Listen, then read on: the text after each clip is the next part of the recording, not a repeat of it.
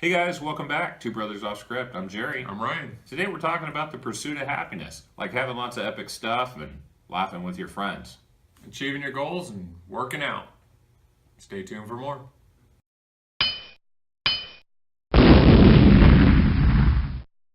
All right, let's jump right in. So, the pursuit of happiness, it's hard. It's hard, it's super hard. And, it's right there in the Pledge of Allegiance, right? Life, liberty, and the pursuit of happiness. Or wait, is No, that? that's in the Declaration. I think that's the Declaration of Independence. The Constitution. These documents are kind of important. We should know.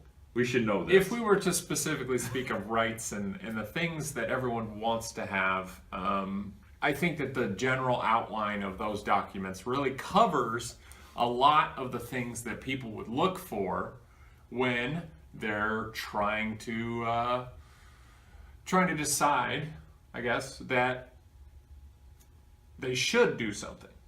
Okay, so if you had to look to a slogan like that, because that's what life, liberty, and the pursuit of happiness. Right, it gets adopted as a slogan, and when someone uses that phrase, everyone understands what it means. It means that I have the right to do these things. That's the goal, is to be happy. Right? Because it's the final, it's the exclamation point on the end of the sentence, life, liberty, and the pursuit of happiness. Done. There's other things following and there's things before that. But those three things, life, meaning I shouldn't have to worry that someone's going to deprive me of my life. Unfortunately, I shouldn't have to worry that someone's going to come in and shoot me when I'm just doing me. And we're not going to get into those topics too much tonight, but the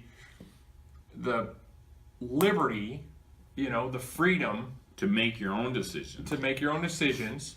So you can decide not to go shoot somebody. And then the pursuit of happiness, where you can say, live and let live, namaste, whatever it's going to be. You can decide how you want to do your pursuit. Whether it's performing an act of kindness for someone, or it's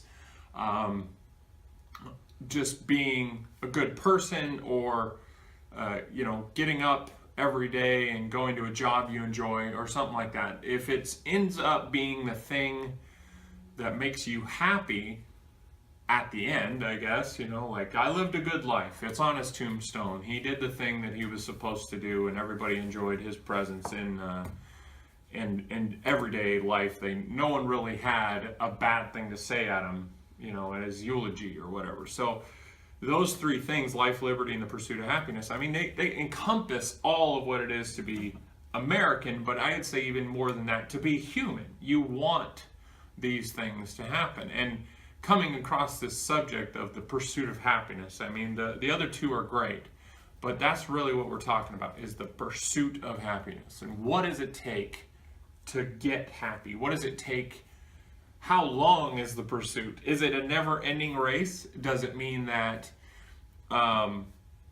you don't know if you succeeded until you're dead, and people talk about you, and you get to look down, hopefully from heaven, and say, hey, I got the gold medal in this one, in this Olympics of life.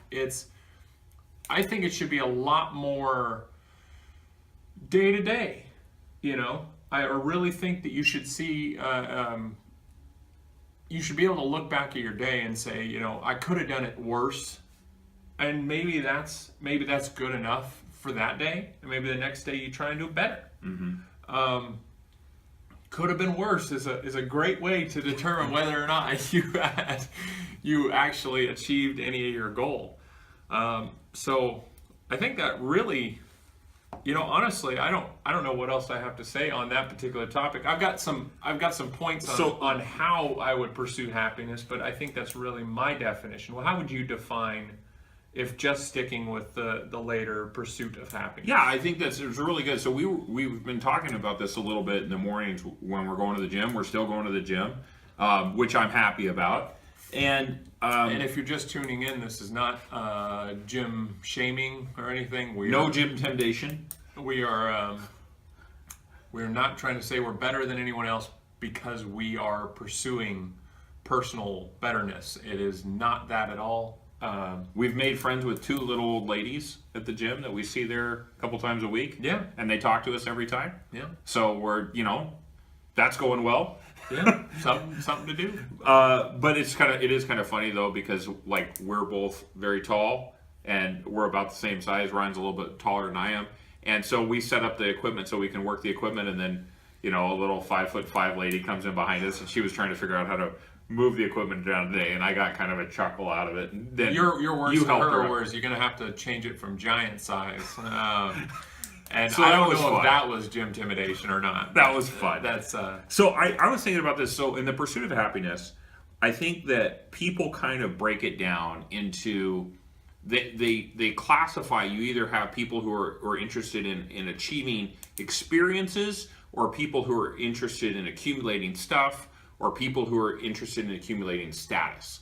Okay, so there's stuff, the status, right, and the experiences of life. yeah. And, in a lot of ways, when you look at, let's say, stuff, right? So one of the things I've been kind of confronted about recently, just almost out of my own kind of sense of like, what the heck am I doing, is the way that I think about video games and entertainment. So I want to watch all the episodes of a show, right? I feel like I'm some kind of safari collector. Like I've seen all the episodes and I know what happened. Like, if you think about it, really, that collection of entertainment is not really, it's not necessarily making you happier. Maybe you enjoy the story. Sometimes we don't enjoy the story, and we're mad at we're mad at the show or the writers or whatever, whoever we're watching it with. In video games, like, you're collecting fake stuff, right? And I've never really been bothered by that. I get a little bit of sense of satisfaction. Call it momentary satisfaction. Yeah, it's momentary. It doesn't last. But that's the television show, that's the video game, that's the achievement, that's the I won the bout. It's unless you pursue it as a professional. Since this is a thing now, esports, people go out and make money being entertaining, playing video games, and being good at it. And that's an amazing skill to have in the digital era, because someone said, hey, people are playing video games on the internet. Millions of people watch PewDiePie play video games. Yep. And do funny voices and look like a weirdo in his basement. And all of a sudden, people say, well, if people were watching him, then how can we make money on that? Oh, I know. We'll get a bunch of people together and we'll tell them it's a competition. We'll offer them a prize at the end of the thing. And you know what? All of a sudden, you've got sponsorships and you've got all these millions of things. But none of that, I would say that the people who win are really happy.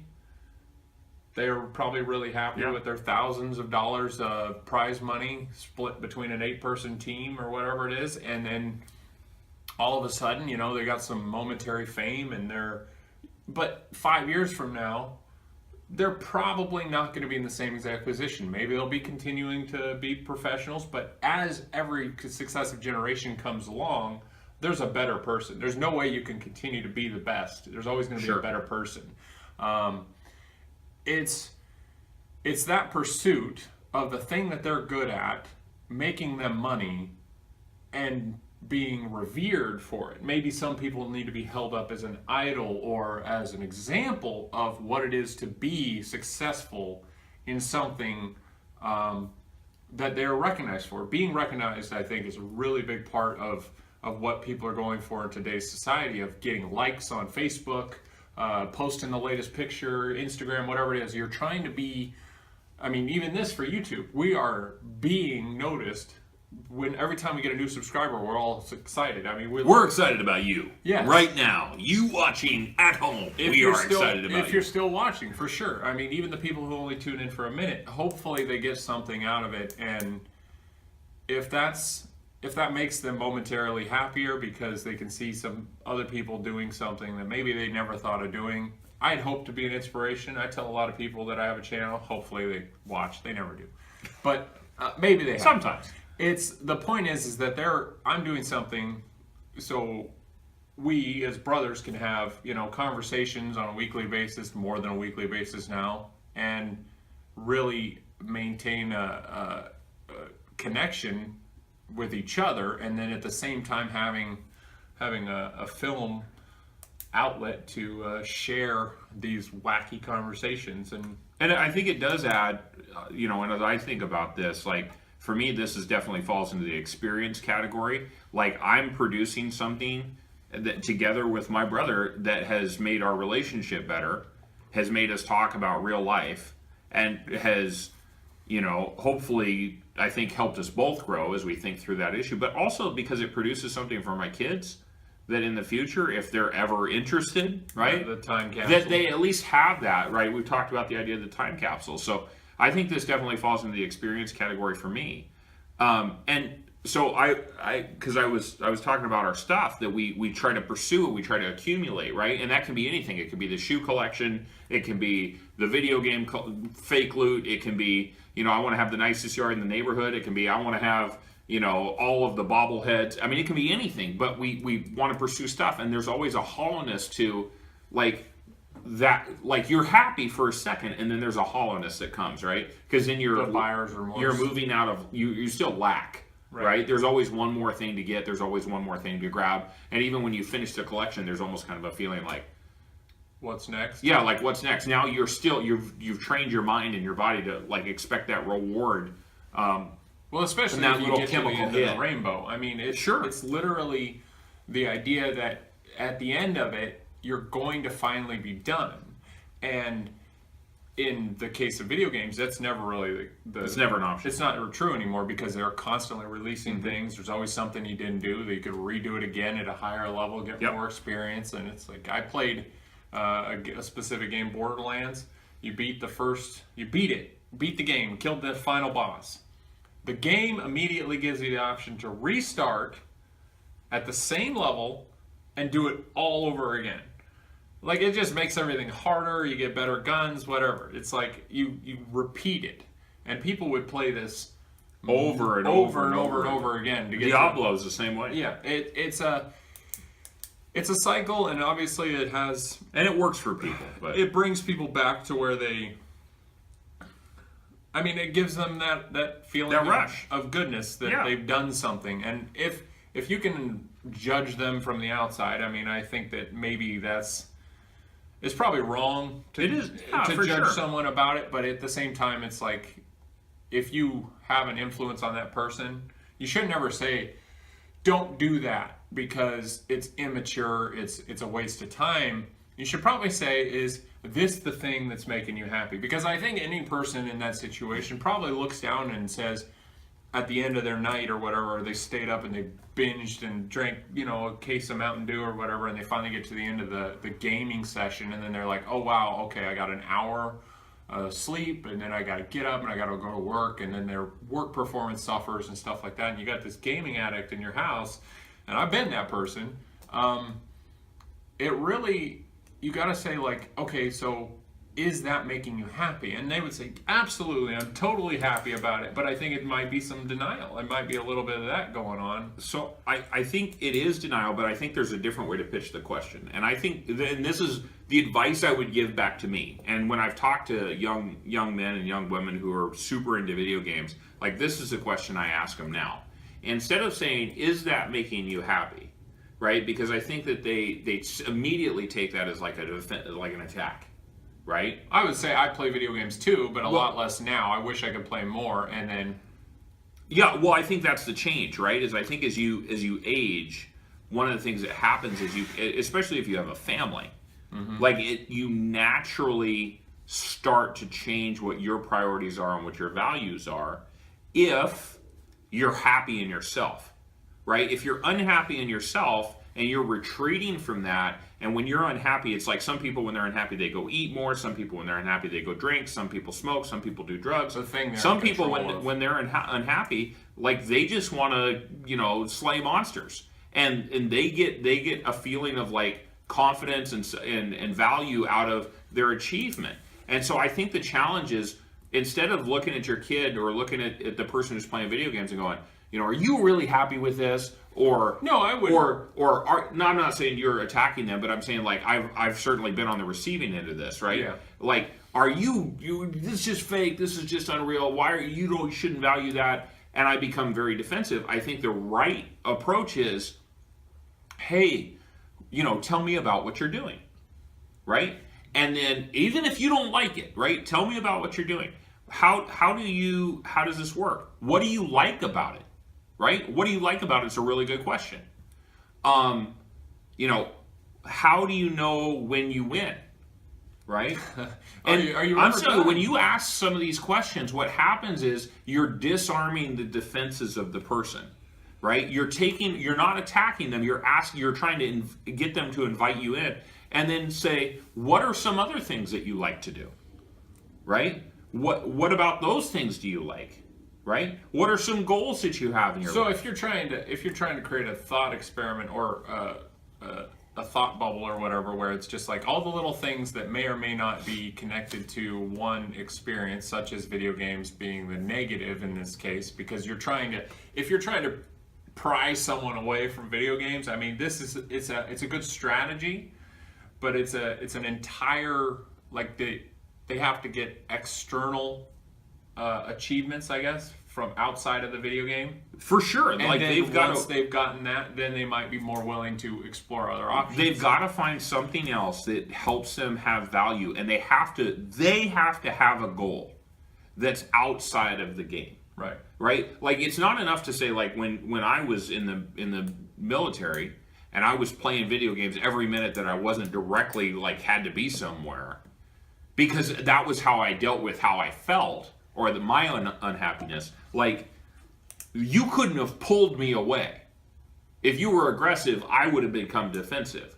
But if anybody had wanted to really just spend time with me and hang out next to me and say, hey, do you think maybe we could, go watch a movie later? Is that something you'd be interested in? Is there a movie out that you'd like to go see? Right? And I'm not talking like, it's got to be this big thing. I'm talking like, hey, thanks for showing me this. I was wondering if you want to go hang out and watch a movie, right? Or hey, do you want to go grab something to eat, right? And go hang out. And then you ask them those questions. What you're doing is you're really communicating to the person. I think this is the advice that I would give parents specifically who are trying to talk to their teenagers and trying to reach their teenagers, and they're sitting there trying to, like, bang on their door and threaten them and yell at them, I'm going to throw your computer out. That's not going to help the child develop trust in you and reach out to you. So I guess I'm just super passionate about that topic because I've seen it done wrong so much. We like video games. We do. And we'll continue to play games for a long time, being mature adults and playing immature children's we have games. Jobs, we have kids, and we have wives, and we have money in the bank. And barely enough time to take care of everything that's on the plate. But sometimes you can do it on mobile or whatever. But if you're not making millions of dollars playing video games as professional esports or whatever, you probably should pursue other activities that may or may not get you into a different situation. If you don't have a relationship, a significant other, and you spend all your time playing video games and you wish you had a girlfriend or a boyfriend and you're online all the time and the only thing you can do is communicate with these people and be your elf self or whatever, and the only way that you're really confident is this level 700 mage or whatever, and you want to talk to the guild leader because she sounds cute online or whatever it is, and there's nothing wrong with that. But if the relationship is not actually going to happen in real life, and this has happened, I had coworkers who actually met online playing video games, got married, they're really happy with each other because they have this shared experience, and the thing that makes them both happy is playing with each other. So that works out great. But in other situations, in day-to-day activities, and this is, again, I don't know how we got this, but this is an unscripted show, so this is where it goes. But we're not trying to say that video games are bad. It's just in your pursuit of happiness, you do the thing that makes you happy all the time. And if that's the only thing that makes you happy, it would be great if you could wake up in the morning and be like, man, I'm glad I get to go to work, because that hopefully you don't get in trouble for this, that cute receptionist or whatever, she smiled at me this time, and you didn't approach it wrong and be creepy and get a Me Too movement going against you. It's your objective is to just be the best person you can be and hope that brings in good people around you. For sure. And in which case, those people do things and they say, hey, let's go out for a movie, let's go out for drinks, let's go out for spend some real life time together just to hang out. And it doesn't necessarily have to be anything ulterior, but if that happens, you make friends in the real, and now you're happier maybe when you're out and about. Because if there's only one time a day when you can be happy, or all night when you can be happy and you're online, then maybe that's not the happiness. Well, it's just hollow, right? At some point, it becomes hollow because at some point you master it, right? And Yeah. that's just the way things are built right now, and in that space. I kind of wanted to ask you. So I talked about jobs, family, money, health, and we were talking about the idea of status, the idea of stuff, and the idea of experience. One of the things that I think, for me personally, makes me happy is this idea of the I'm going to call it the true laugh, right? So it's that time when you have a group of people, and I guess that goes back to the idea of a group of people. It could be your family, it could be your coworkers, it could be friends, but where you guys can be so open and so honest, right? That when the funny thing happens, You react. react, and it's so genuine and it's contagious, right? And it like, we all know when it happens, like, oh my God, like, you remember it as this experience, it's this high point of how amazing like that night was, or that time you went out, you stayed out all night, and you went out to breakfast in the morning, and you had nachos for breakfast, which is my personal favorite is nachos for breakfast. I can't have it because it's keto, not keto right now, but You had a nachos. moment you can experience, and later on you look back and you say that was awesome. I was happy then. Yeah. And I guess to chunk onto the experience point, like I think I've experienced a lot of happiness I've had a lot of happiness in those times where I've had experiences. So my wife and I were able to go to Mexico, and we were able to go to China, we were able to go to Canada, and we were able to go to Africa. Like, that experience of being able to travel and do something together that was completely outside of our comfort zone was something that I now look back on, and I'm happy that I experienced it. Yeah. Well, I mean, you came back with a little bit of baggage most of the time, and that's okay. Mostly The carry-ons, really. So, my final thought is, if I was to be asked the question, Ryan, are you happy? And I think everyone, you should look yourself in the mirror and say, are you happy? And it's not, and sometimes in a relationship, you get that question from your significant other, and what they're really saying is, are you happy with me? Mm-hmm. And it comes from a place of insecurity. It comes from a place of, maybe I haven't shown enough affection to this other person lately, or ask the question to yourself, is that person happy with me? Because I think the reflective happiness, when you do something and another person reacts positively to it, mm-hmm. it makes you feel good. So that reflective happiness is, I don't know if that's a real phrase, I might have just made up a word. I mean, I'm pulling a Donald here. But I think that's my pursuit of happiness, is when I go walk into a room and other people are happy that I'm there. I bring positivity to a situation. I bring jokes to a situation. I make people laugh when I'm around. I like to be fun.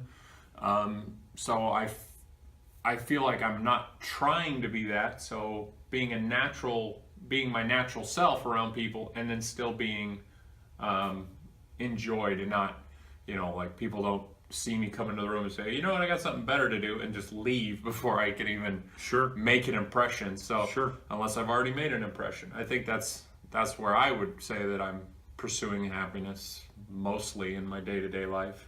That's awesome. I think I definitely feel like this, for me, this is a question, this whole idea of the pursuit of happiness is a big question for me right now, because there's a lot of goals that I've set out for myself, job goals, educational goals, financial goals, family goals, like, they're things that I'm pursuing. And I certainly feel, like, especially right now, like, I feel proud that we've gone to the gym every day this week, and that I've stuck with my diet, and I'm trying to make it a lifestyle, not a diet, and I'm trying to move in the right direction in that stuff. And I feel happy with those goals. And a lot of times my tiredness becomes almost like my excuse to not feel happy. like, oh, I'm tired. But but I'm happy with all these things that I've got going. All the work wasn't worth it because you ended up being but tired. I'm really, really tired right now, and I really just want to go to sleep. And so I'm really challenged in this area right now, and I think from my perspective, the advice is to find that balance between that, that true laughter, that experience with people, the right now, the living in the moment, and also have the big long-term stretch goals for your life, the things that you want to accomplish. Not to become a slave to them, right? Not to be trapped by them. Not to feel like a failure if I didn't get this grade that I wanted this quarter, but to be pursuing life and pursuing and achieving things does have a huge impact on our ability to feel happy with where we come from. And a lot of us, we look around and we are, whether we want to be or not, we're comparing ourselves to the people around us. So I think live genuinely in the moment and pursue big life goals. All right, guys. Thanks for watching. Please hit that subscribe button, and we'll see you on the next one. Bye.